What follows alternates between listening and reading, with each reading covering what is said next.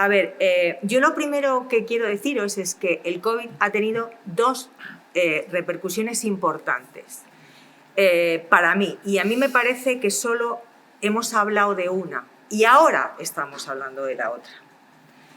Es cierto que a todos nos ha importado muchísimo y nos sigue importando la repercusión que tiene el COVID a nivel sanitario, evidentemente. Pero el COVID tiene unas repercusiones sociales muy importantes que nos han hecho cambiar a todos, y de hecho yo creo que hoy se está diciendo, y con el informe que habéis hecho, el pensar que no podemos seguir trabajando como estábamos trabajando, porque las repercusiones sociales son muy importantes. La gente se ha muerto porque no tenía un respirador, pero nosotros ahora nos estamos encontrando en que tenemos dificultades porque la gente tiene no cubiertas sus necesidades primarias, no es cubiertas sus necesidades sociales, no cubiertas sus necesidades laborales y nos estamos encontrando con colectivos que nunca pensamos, nunca, desde los servicios sociales que iban a llegar a los servicios sociales, ni nosotros ni ellos. Entonces, eso hace que nos replanteemos que, igual que los sanitarios han hecho un acompañamiento muy importante y se lo estamos valorando, los trabajadores sociales y la gente y todos los profesionales que están trabajando en atención primaria, los educadores, la gente que trabaja en ayuda a domicilio, toda esa gente ha hecho un acompañamiento y un reforzamiento en unas situaciones de vulnerabilidad increíbles que yo creo que debemos reconocer y que nos está costando reconocer. Con una situación en la que los medios ninguno hemos tenido, ni siquiera los sanitarios a los que se los hemos reconocido lo han tenido, pues nosotros tampoco. Y nosotros realmente lo que hemos tenido ha sido unos grandes profesionales que han sido el primer recurso para dar respuesta. Y cuando me miraba Esther y me decía con sus ojos, es que los informes, pues sí, los informes que nos mandan los juzgados y nos dicen, señoras y señores de los servicios sociales, que vamos a hacer una paralización de un desalojo. Señores, tenemos que sentarnos a pensar qué significa un desalojo y qué posibilidades tenemos los servicios sociales de, con un informe de vulnerabilidad, que lo estamos haciendo, podemos dar respuesta a eso. No, podemos decirle al juzgado que tenemos una persona vulnerable, pero que no podemos darle respuesta ahora mismo y que para eso la paralización no vale con 3 meses. Yo quiero empezar así, a lo mejor estoy empezando muy fuerte, pero me parece que eso es lo que nos estamos encontrando, ¿vale? Entonces, yo creo que, igual que nos hemos puesto a aplaudir a los... Yo desde aquí tengo que darle a los servicios sociales el reconocimiento que han tenido con los pocos medios que han tenido y cómo los profesionales han sido realmente los que han dado respuesta con sus propios mecanismos y con su propia formación y con su propia intervención a ese acompañamiento que la gente estaba necesitando en ese momento, ¿vale? Entonces, quiero empezar así, a lo mejor empiezo muy fuerte, pero me parece que eso es lo importante, ¿vale? Eso es lo importante porque el mejor recurso que hay en los servicios sociales son los profesionales de los servicios sociales. Es verdad que no tenemos prestaciones suficientes, es verdad que no tenemos recursos suficientes, pero tenemos unos profesionales que son capaces de hacer un acompañamiento y un seguimiento y estar al lado de las personas que realmente están necesitándolo. Entonces yo creo, desde gente que está trabajando en la mancomunidad, con temas de empleo y que sabe que la gente se va a ir a la calle, desde los ayuntamientos que están viendo cómo hay una ocupación legal. Yo estoy hablando de una ocupación legal entre comillas. No es legal, estamos de acuerdo con que no es legal, pero es susto o muerte, o sea, es o la calle o cómo vivir en una situación en la que tenemos que intervenir para que a lo mejor se mantenga. No estoy hablando, porque yo siempre creo que hay 3 tipos de ocupación, que es esa ocupación, como estaba diciendo Esther antes o como estabas diciendo tú, Daniel, que hay mafias y que eso no podemos intervenir, ni debemos intervenir, ni nos debemos identificar los servicios sociales, ni nadie de los que estamos sentados en esta mesa con eso.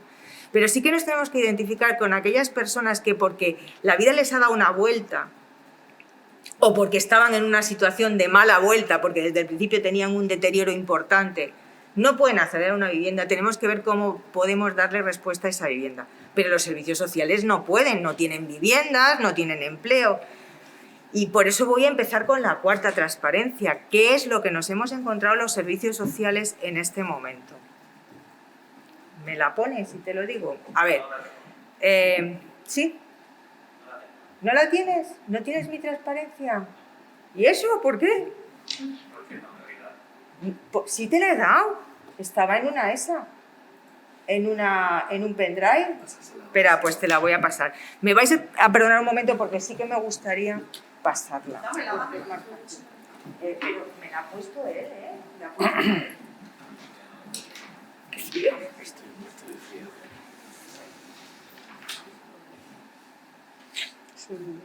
La pelón este que tenemos, qué frío hace tú. Pues nada, a ver si... Hace un poquito de viene el frío, el calor, ¿verdad? Sí. Estoy helada. Viene como una corriente así de frío. Sí, arriba. Sí. Aquí hace mucho frío.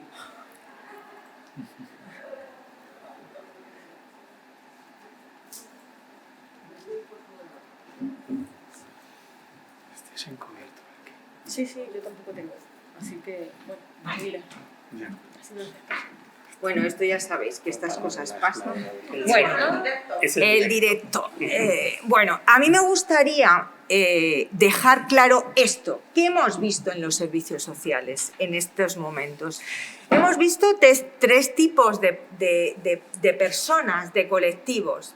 La gente que normalmente estábamos trabajando con ella y que acude tradicionalmente a los servicios sociales porque tiene ese periodo de tiempos mejores, peores, o sea, la sierra, ¿no? Esa gente que está en un ámbito de vulnerabilidad y que los servicios sociales sabemos muy bien y conocemos muy bien. Aquellas personas y aquellos grupos que acudían de vez en cuando a los servicios sociales, pero porque estaban en el umbral de la vulnerabilidad y había veces que tenían algunas dificultades y acudían por una cuestión puntual. Y aquellas personas y aquellos grupos que nunca pensaron que iban a estar en un terreno de vulnerabilidad y que nosotros nunca pensamos. Ha dicho Jesús que hay un índice de gente sin empleo que tiene una formación inmensa y que ahora mismo está en una situación de vulnerabilidad. Hay gente que estaba en una situación en la que la familia tenía unos ingresos económicos suficientes, incluso importantes, que a través de los ERTEs y de cierres de empresas, y todos sabemos, por ejemplo, con el tema de la hostelería, que ahora mismo no tienen ingresos y esa gente está en los servicios sociales. Esa gente tiene una problemática bastante importante porque no está acostumbrada a vivir en una situación de límite ni de vulnerabilidad.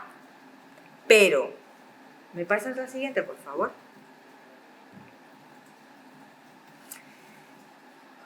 ¿Qué cosas tienen estos tres grupos? Estos tres grupos tienen tres cosas en común y es la multifactorialidad.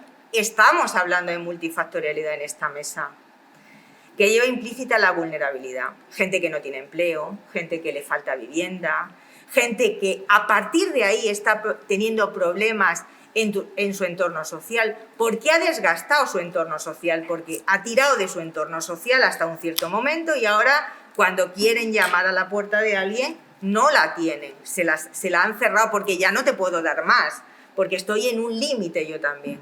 Entonces, es cierto que, aun siendo diferentes, en común tienen que la vulnerabilidad tiene muchas cositas que la forman y sobre las que hay que actuar. ¿Me pasas a la siguiente? ¿Cuál es la consecuencia? Que nosotros tenemos colectivos distintos, que tenemos necesidades distintas, que tenemos un objetivo, un punto en común que es la vulnerabilidad, pero que la intervención no puede ser igual para todos. Tenemos que tener una intervención distinta y adaptada a cada uno de los grupos que hemos detectado. Porque esos 3 grupos se van a adaptar a esa cosa en común que es la vulnerabilidad desde distintos puntos de vista, desde distintos planteamientos, con distintas impresiones, con distintos momentos de angustia, porque hay gente que está más acostumbrada a vivir en un límite y otra gente que no, que le va a angustiar y que no sabe. Y yo siempre digo lo mismo, en estos momentos a cualquiera de nosotros nos puede llegar el que estemos en un momento de vulnerabilidad. Y hay gente que es verdad que está acostumbrada a vivir con esos 400 y pico euros porque en su vida ha estado en momentos en los que los ha tenido, y gente que no, gente que ganaba normalmente en una familia pues a lo mejor 2.000, 3.000 euros y que de pronto se han encontrado con que tienen una ayuda del SEPECAN de 425 euros y no saben qué hacer, porque incluso su vivienda está a medio terminar de pagar y que están viendo que se están quedando con ella y que el enfrentamiento ante esas situaciones es complicado.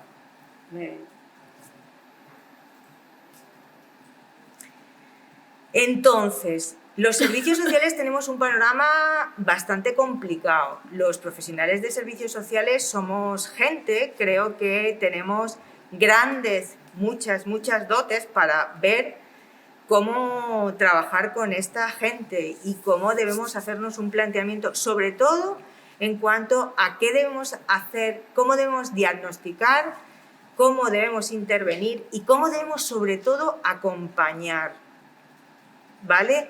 Teniendo en cuenta que la vulnerabilidad es el factor que nos une en todo momento, pero las características son completamente distintas. Los profesionales ahora tenemos también que cambiar nuestra cabeza, tenemos que pensar que hay gente que de pronto decíamos hay que formarles, pero tenemos a alguien delante que sabe 5 idiomas y tiene 2 licenciaturas y no tiene un lugar de trabajo.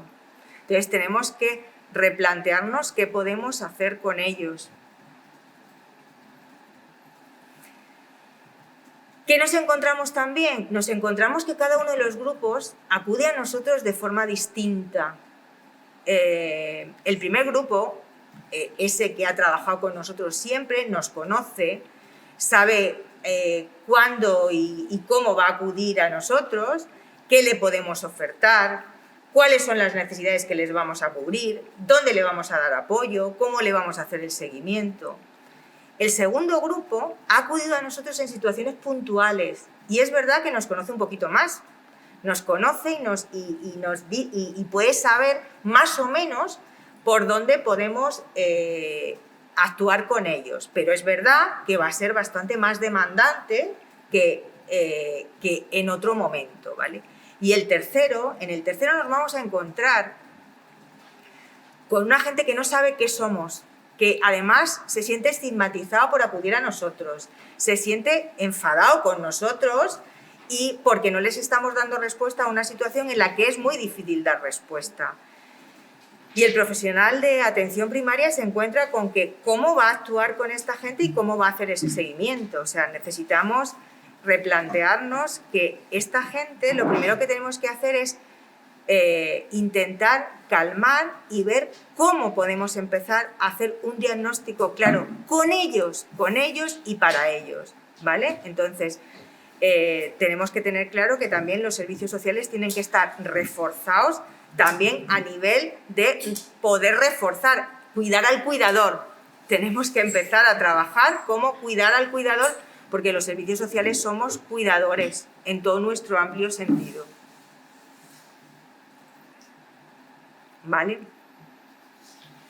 ¿Cómo debemos actuar entonces? La intervención tiene que ser individual, compartida siempre con la persona, con un diagnóstico de intervención común, con objetivos compartidos con los que estamos aquí y con la gente del tercer sector que está trabajando en el territorio. No podemos trabajar solos porque las problemáticas que estamos recibiendo tienen un fondo importante y una serie de connotaciones que no podemos hacerlo solo desde los servicios sociales. Tenemos que ser capaces de coordinarnos y de compartir objetivos, diagnósticos e intervenciones, si no, no vamos a poder conseguir nada, y por supuesto con y para las personas. Teniendo en cuenta las deficiencias que tienen, las capacidades, porque vamos a encontrarnos con gente que tiene muchas capacidades, y las habilidades para el cambio, porque tenemos que hacer un cambio en muchas de las personas, sobre todo en aquellas que además habían construido una vida y ahora tienen que hacer un cambio completamente hacia otro lugar que ni siquiera se podían haber pensado en ningún momento.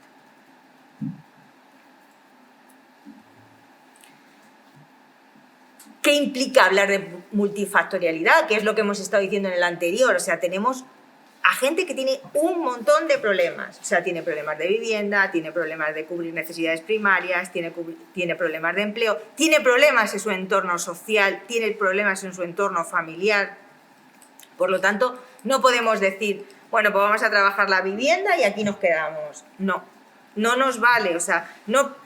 Ojalá que tuviéramos un mogollón de viviendas y le diéramos a todo el mundo viviendas, pero os aseguro que eso no terminaría con la problemática que tienen. La problemática tiene que ver con muchos factores, porque el sistema en el que estamos ahora mismo implica que el COVID ha afectado, pues igual que afecta a los riñones, igual que afecta al pulmón, igual que afecta a la boca, he oído esta mañana, nos afecta a todos los terrenos, a toda nuestra parte social y a todo nuestro entorno social. Por lo tanto, no podemos intervenir si no lo hacemos con todo el mundo que tenga algo que decir en los distintos problemas con los que nos encontramos con las personas que estamos trabajando.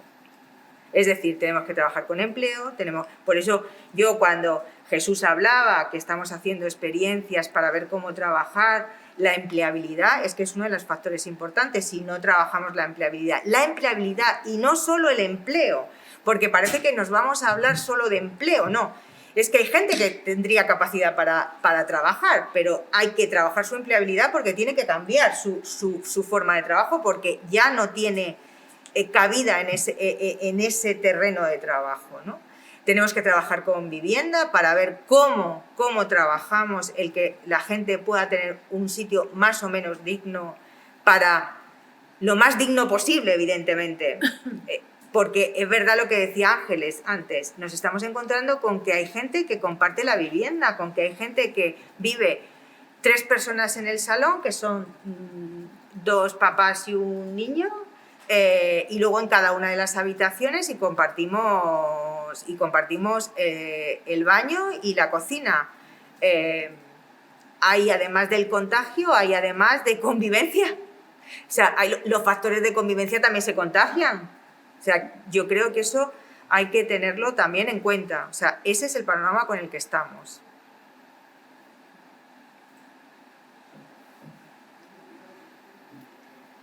Vuelvo a decir, ¿cómo tenemos que trabajar ahora mismo desde los servicios sociales? Primero, el principal motor del cambio son los profesionales de atención primaria. Tienen que hacer un acompañamiento y un seguimiento durante todo el proceso, pero tienen que trabajar y tienen que hacer un diseño conjunto con toda la gente, tanto las entidades públicas o el tercer sector, que intervenga en cada uno de los campos donde nosotros vemos que tenemos una necesidad con esa gente que estamos trabajando, qué hemos detectado y cómo tenemos que intervenir en esos problemas, pero todos juntos. No podemos trabajar de forma aislada. Nadie podemos ahora trabajar de forma aislada. Si trabajamos de forma aislada, creo que nos estamos equivocando. No podemos dar respuesta a las problemáticas que tenemos. Cuando alguien entra en un hospital, y no soy yo las que más me guste, y la gente que me conoce lo sabe, identificarme mucho con el sistema sanitario, pero cuando alguien entra en un hospital y tiene distintas patologías, los ve distinta gente, los ve distintos médicos, los ve distintos profesionales, pues eso es lo que tenemos que hacer nosotros ahora mismo. Nos tiene que ver distinta gente, la gente del tercer sector, las entidades públicas, los profesionales que estén trabajando en el entorno. Si no, no vamos a poder llegar a conseguir un mínimo de cambio y sobre todo no vamos a atender y acompañar a las personas que en estos momentos nos están necesitando.